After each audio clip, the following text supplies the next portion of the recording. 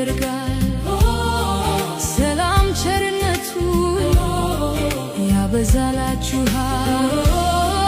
ተጽናኑ ተጽናኑ ተጽናኑ ተጽናኑ ተጽናኑ።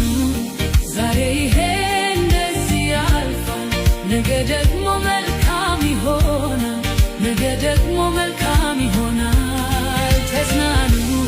ዛሬ ይሄ እንደዚህ ያልፋል፣ ነገ ደግሞ መልካም ይሆናል፣ ነገ ደግሞ መልካም ይሆናል።